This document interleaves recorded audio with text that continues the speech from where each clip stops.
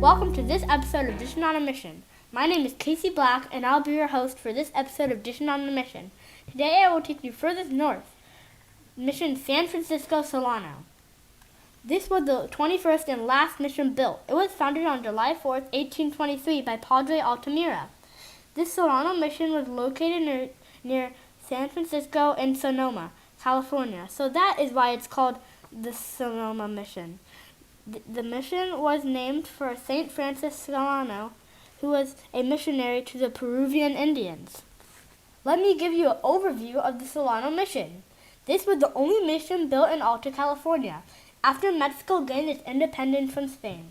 Father Altamira was only 33 years old when he came here from Spain. He actually came out to help serve at the 20th mission in California, which was built as a hospital to treat sick Native Americans. There was a lot of things happening politically in Alta California. The Russians had a presence at Badoga Bay and Fort Ross. In the area, the governor of California didn't want them to move inland any further. So the governor and Father Altamira asked the church for permission to move the San Francisco mission to a new location because they thought this would help. While they were waiting for the church to get back to them with an answer, they went to look for a new location. When they got back, they found a new church, but the church said no to the move. After some negotiation, it was decided that a new mission would be built, and that's what we know as the 21st and last mission, Mission Solano. San Francisco Solano marks the end of the mission trail. The mission had a pretty short life, only 11 years. It had a conflict with the local natives and also a few different leaders. The most successful year at the mission was 1832. The priest in charge at this time recorded the following. 996 was the total number of neophytes. They had 127 baptisms, 34 marriages, and 70 deaths. The livestock inventory included 6,000 sheep and goats, 900 horses, 13 mules, 50 pigs, and 3,500 head of cattle. The mission's total of 5,063 animals in 1832 was the smallest in the mission chain. How about Mission Solano's layout and building? This mission itself was laid out in a traditional quadrangle. The church measures 105 feet long and 22 feet wide. The inside is very authentic looking. It is part of a historic state park and is not a dedicated Catholic church anymore. The first church at Mission Solano was used for 3 years and was made of wood and was covered with mud. It was replaced by a larger church made of adobe on the opposite side of the compound. Unfortunately, it was destroyed in 1938.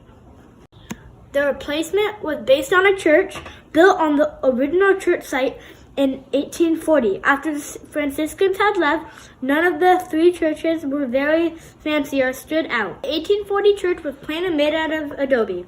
The outside had wooden beams on top of the inside walls, probably had paintings in native style and colors.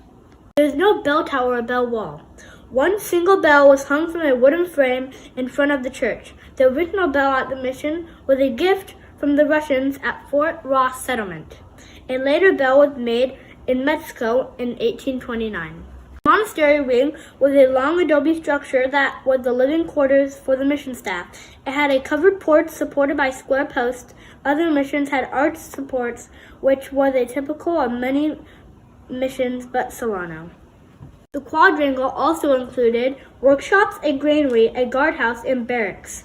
The Coast Miwok Indians who lived here were very skilled at weaving cloth.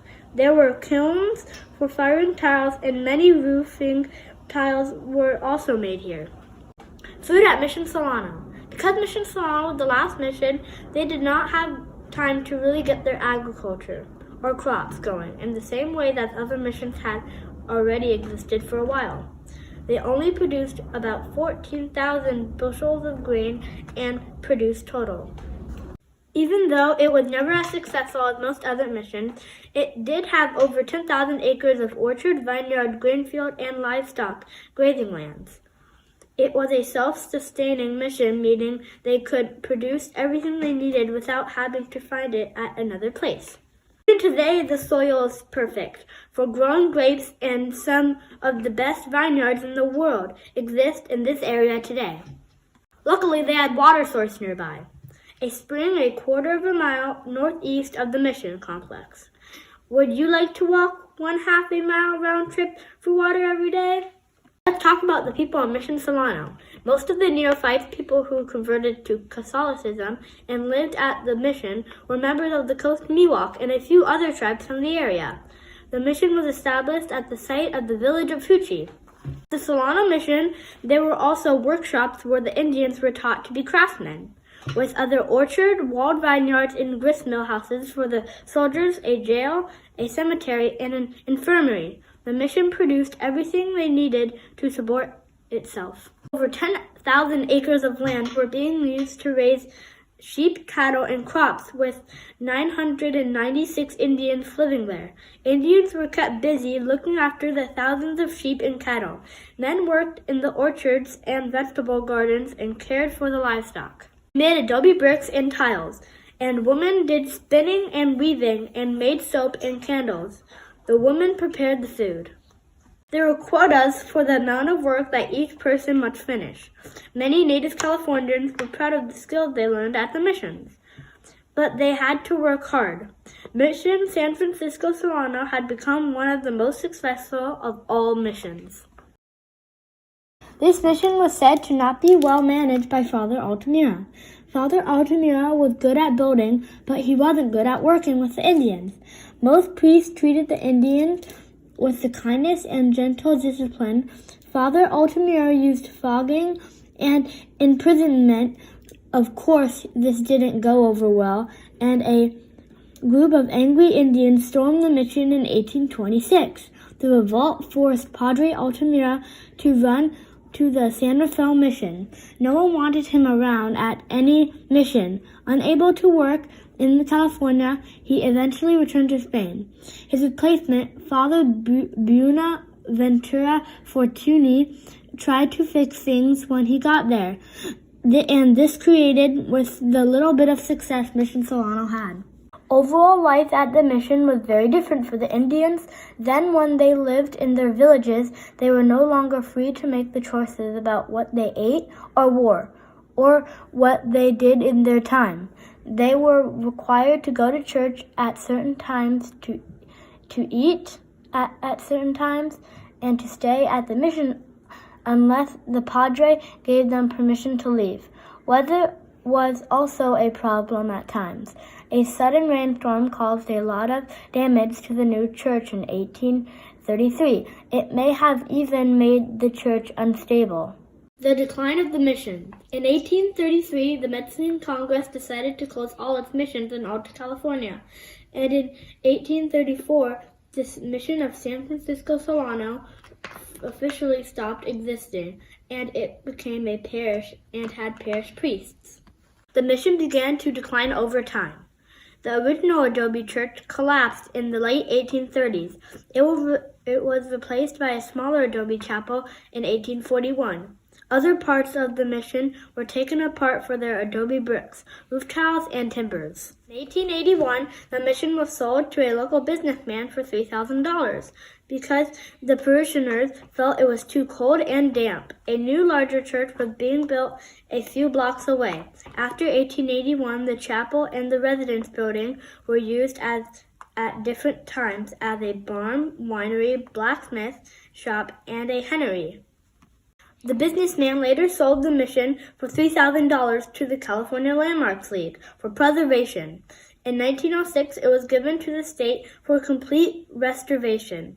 Earthquakes, including the big one in 1906, really reduced the mission to a couple of crumbling old adobes.